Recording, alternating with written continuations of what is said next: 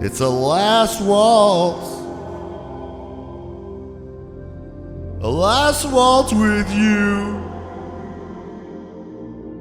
But that don't mean the dance is over.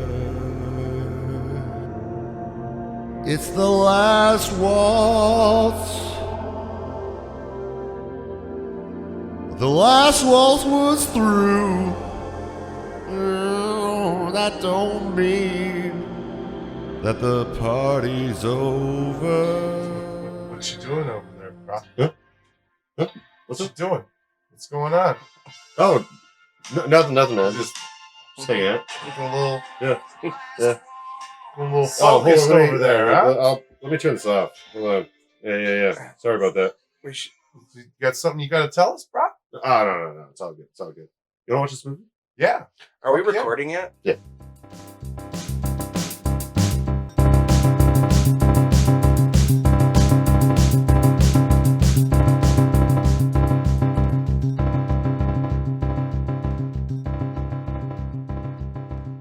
Welcome back, everybody, to Music Movies Tonight. We are here for another episode. This will be our 5th episode of Music Movies Tonight.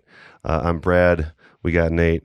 We got John. Yeah. And we covered or watched one of the greatest music documentaries ever, The Last Waltz by Martin Scorsese. He makes the best films. He makes the best films. If I ever meet him, I'm gonna grab his neck and just shake him and say thank you for making such excellent movies. Then I'm gonna twist his nose all the way around and rip off one of his ears and throw it like a. The Last Waltz, a film by Martin Scorsese. Our second experience with it. Yeah, that's on true. Side A. Yeah. A little backstory. We covered this album on our podcast Side A, and it was the first time we decided to do a double album in one night. So if you go back and listen to our second episode of The Last Waltz, we're getting pretty sloshy. It was a long one. But- It was. I mean, The Last Waltz was a long concert too. It's a long you know? thing. It's a Yeah. whole thing. Yeah. You know? It's a whole ass movie now. It's a whole ass movie. Yeah. 2 hours long.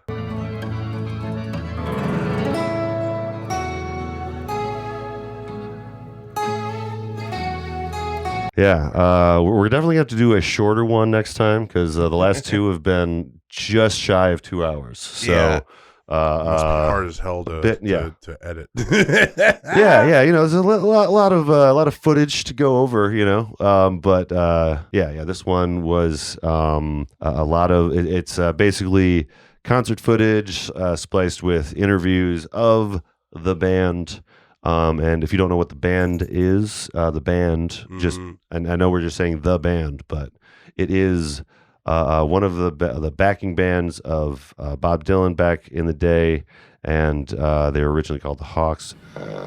Everybody referred to us as the band. He called us the band, our friends called us the band, our neighbors called us the band. And we started out with the Crackers. We tried to call ourselves the Honkies. These are a group of dudes that kind of were in the background of a lot of really, really cool music. Basically, it's a kind of a celebration of their final performance as the band. And Martin Scorsese gets in there and does his really cool camera moves and interview techniques. I looked over in the can and I realized it was blood. Because also it's like, in a sense, educating the audience and letting them know that this, those who don't know, there are many people who do know. In fact, in the film, I'm discovering it as I go along. And what's it called? Let's start with this. Some good interviews, though. Some great it's it's essentially like literally the story of the band start to finish in the in-between scenes without music. Where I mean, what better way to finish off their career than to do just that? Yeah. You know, a concert where you bring in all your old friends. Sometimes you let them lead, and in between you're giving the story of you. Yeah. Story of the band. And I think that not all of the members of the band knew that it was going to be the last time that they played. I remember reading in retrospect, there was a few that were kind of A little salty. yeah. There's like a scene with like Rick Danko, the bass player, where they're asking him about the future, and he just looks real bummed. Let me ask you now that the Last Waltz is over, what are you doing now?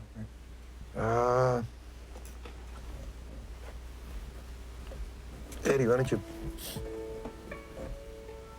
Yeah. Just making music, you know, Oh, yeah. trying to stay busy. It's good. It's healthy. I want to lay down beside you. I'm not crying, you're crying. Yeah, he seemed like he was a little shocked that it was he was coming to a close. But John, what was the first time you heard about or seen The Last Waltz? Oh man, it was really just cruising through like the channels back in the day, you know, like VH1. Just catching clips of it. I always used to watch VH1 for like classic albums, you know, and stuff like that. And then one day this was on, and I was like, "Holy crap!" Oh yeah, because they used to play like And I full was- movies, right? Yeah. And when I was in college, like this was on, and this Yeah. was when I was like really getting into like '60s music and stuff like that. Again, 60s, VH1 70s, and making putting on some incredible content. I just like women. I don't think I ever watched the whole thing, but it was in constant rotation. Yeah, you'd see Monthly, like you know, one like- performance here, one performance there. Yeah. You know, and then every once in a while they'd have like a clip from the thing as a music video too, Yeah, you know, yeah. like classic, Yeah.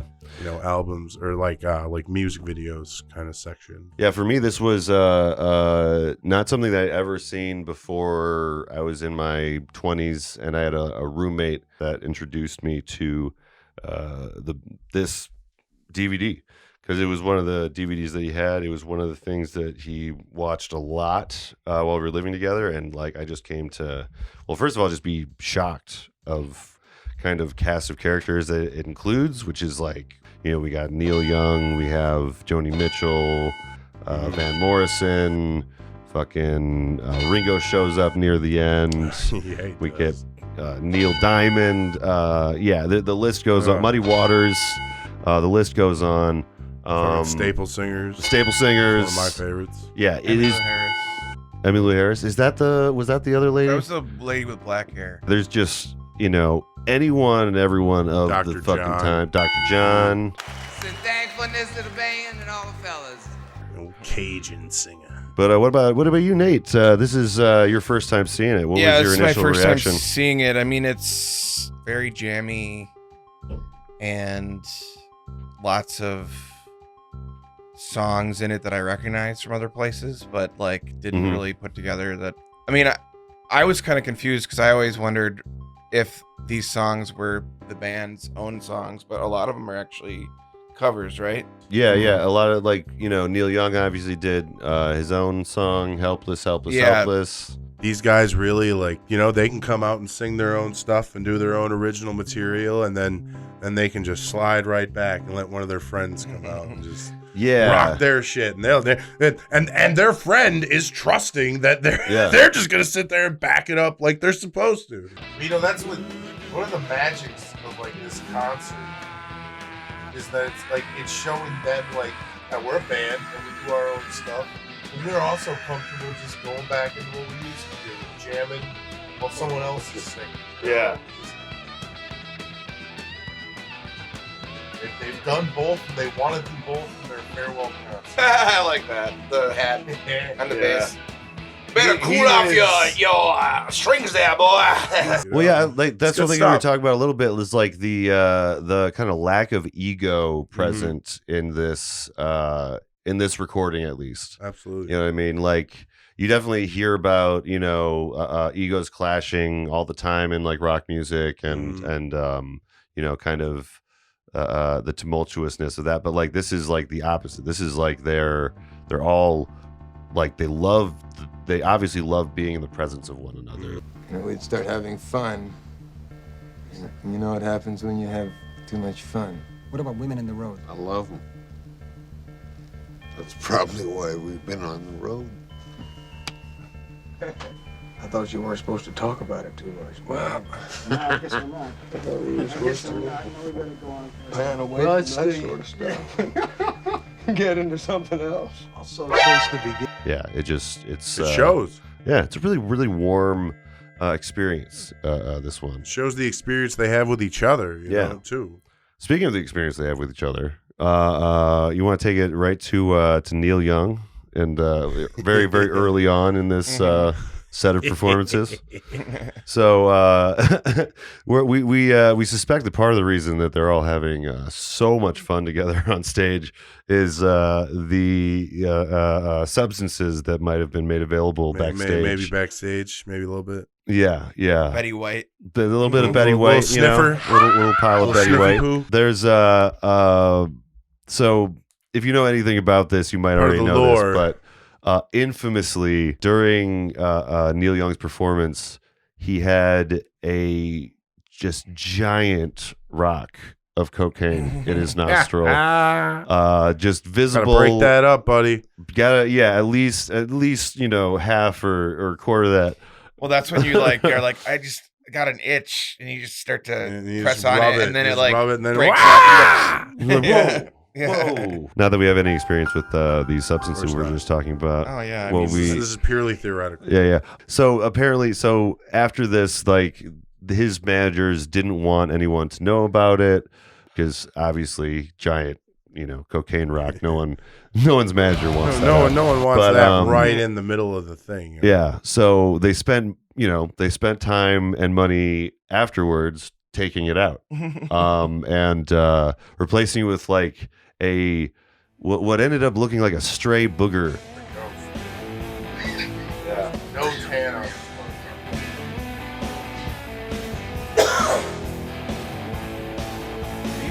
Amazing how much. No, it's he's white as the snow that went up his nose before this. You can see it a little bit. Didn't do jack shit. But yeah, it doesn't really. I was gonna say it doesn't really like hide it at all. It draws questions. It accentuates it. You remember the caveman commercials? I mean, I don't know if the manager was happy with that outcome, but it got in the final film. But yeah, that also goes with the fact that he's got this wild look on his face during his performance the whole time.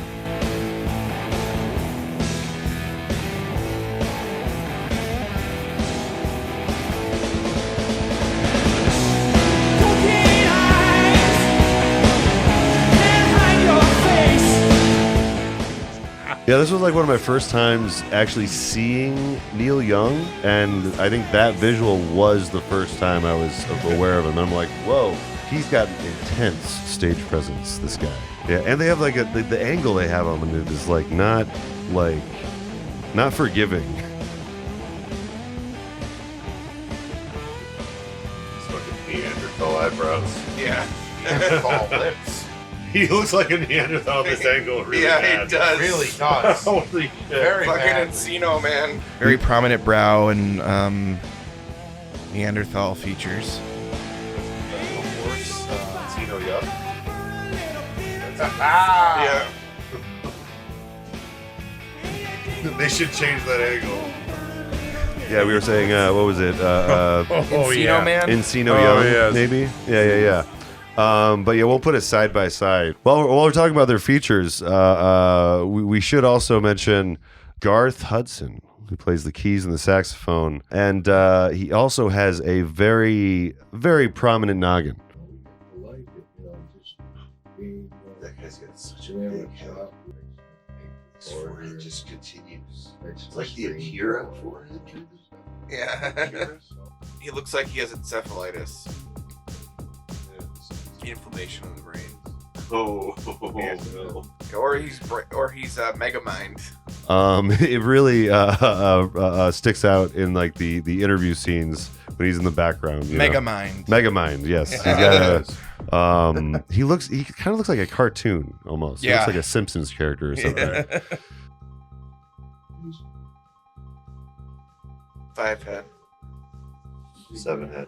7 head. Shouldn't make fun of his head, but holy fuck, he has a noggin. They just don't make him like that anymore. No. You know? He was a breech birth. And then you got Levon Helms, who's like this real Southern guy, like through and through. And then, of course, the rest of the group, I believe, is from Canada. Rick Danko, Richard Manuel, and Robbie Robertson. So, yeah, as a whole, this group, like, part of the reason that they work is they have like so many disparate influences, which is something that like Levon Helms was talking about a lot. Like he was talking about how like basically he was basically like explaining to Scorsese like how rock and roll happened. You know, they used to have the show start, right? And have the singers and the players and the different parts of the show. Then the master of ceremonies would come out, you know, just before the finale and explain that after the finale, after the kids go home, they'd have the midnight ramble, right? Everybody did it, and so when, you know, you would see Elvis Presley or Jerry Lee Lewis or Chuck Berry or Bo Diddley really shaking it up, you know, it didn't come out of nowhere. It didn't come out of the air. It was like the local entertainment everybody was going to see. Yeah. You know, this whole band is just like just a codswallop of influences, you know? Yeah, yeah. Just all across the board. And it really for a mostly Canadian band, you know, they really do nail that Southern sound, though. Everything from Up on Cripple Creek to the night they drove Old Dixie down. Yeah. There's also this guy that shows up every now and again between some sets that does like weirdo poetry. You remember this guy? Did he show up twice? I think I only saw him once. Okay, he was only on once. He had like a bowler hat on, and he was like doing the daily bread prayer or whatever. Our Father, whose art's in heaven, hallowed be thy name. Unless things change. Yeah, it was, yeah. but it was poetry. Inverted or whatever. It had, he was inverted from the Catholic Church with sound. Like, thy wisdom come and gone, thy will be undone on earth as it isn't heaven. It seemed like the people, like him and the people in the room, maybe thought that it was very like deep, but we're so beyond that that kind of commentary, I guess. Yeah. So it kind of seems like, oh, you just replaced a few words in your poem. Okay. On love's territory, for thine is the wisdom and power and glory. Oh, man. What? Yeah. Hallelujah. All right. Amen. Weirdo poetry. I don't know. It was weird. One of those hippy dippy poems. I don't know. Yeah, it shows up in the middle. That era. They were with it. But yeah, they have again, getting back to the different people they have on. They have Muddy Waters comes on. He has his man song, and he gets to the point where he's talking about how he's a mannish boy. He's a man. And he's a full-grown man. He can make love to a woman in just 5 minutes. Yeah. I can make love to you, girl, in 5 minutes time.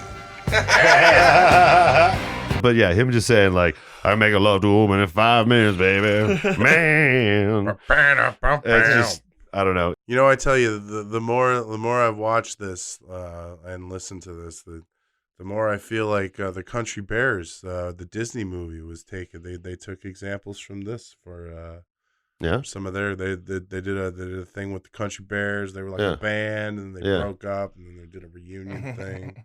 Oh. Yeah, they took elements from this. I swear to Jesus. Hey, Barry, dinner's ready. Barry Barrington was like any other boy. Sometimes I feel different. Now Barry's about to discover his destiny. The Country Bears! With 4 guys who are barely a band. I belong here.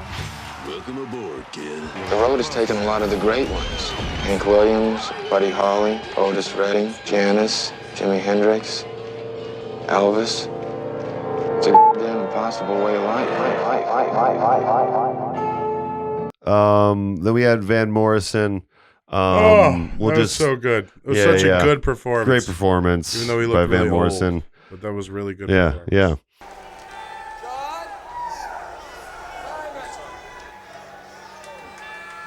Here we go.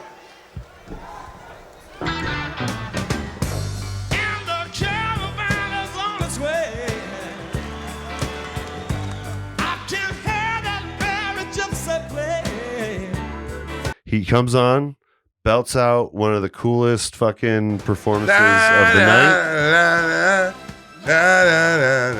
And then he just walks off stage and just ends it.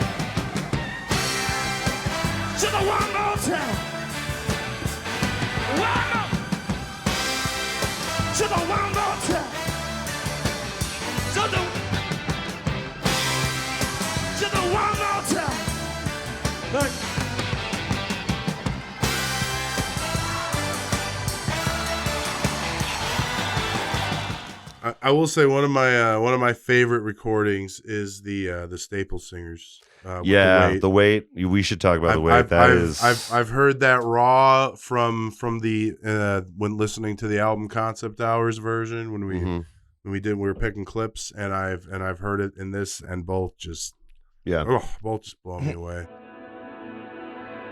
Oh. Yeah. Last one though. Yeah. It's one of my favorite performances of all time. Pulled into Nazareth, was feeling about 8:30. Great performance by the Staple Singers. Yeah, you get the Staple Singers just putting all their emotion in it, and you got great collaboration. There's so much. Emmylou Harris. Singer. This is the Staple Singers. Oh, okay. When I saw old Coleman and the devil walking side by side. It's like I don't know, it's like a rock and roll like hymn kind of, you know? Like absolutely. Yeah. Some Muddy Blues it's very put in spiritual. there. Yeah. And I like the way that Rick Danko sings it. He's got the Chester followed me, something about my dog. Chester followed me. Asked about my dog. He's got like a herky jerky kind of. What would you take, Jack? My dog. Whoa. Yeah.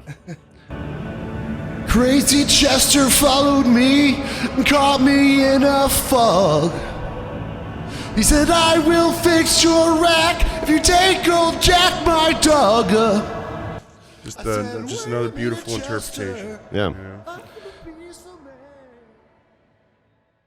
Yeah, one thing we were wondering though, we didn't quite get to the bottom of that. I guess if you're watching, you can let us know in the comments if you know.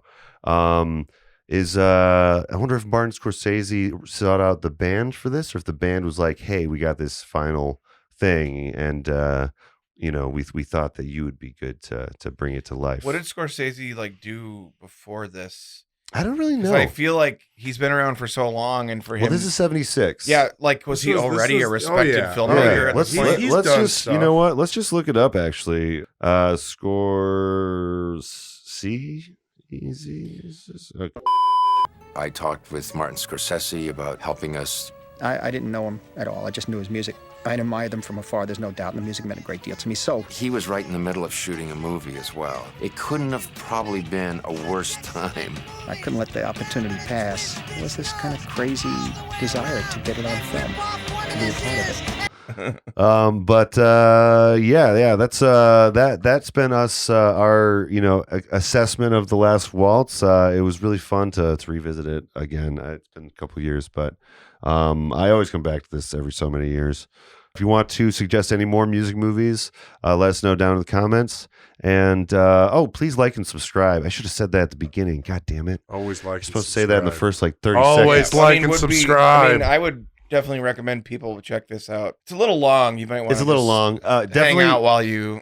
Find some good edibles. Yeah. I was gonna say we'll put the top let's put the top 3 performances. Yeah, so if you want to check out just individual performances from this, we'll leave a few links in the below.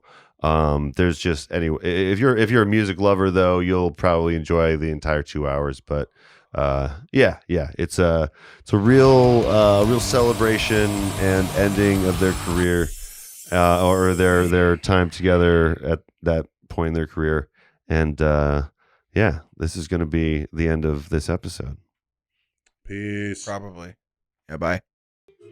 Hey, he sings a couple songs at home. Oh. The Shia LaBeouf joint? Yeah.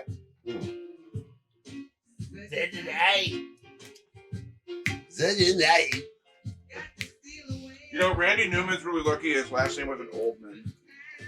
Randy Oldman. I forgot what you were saying.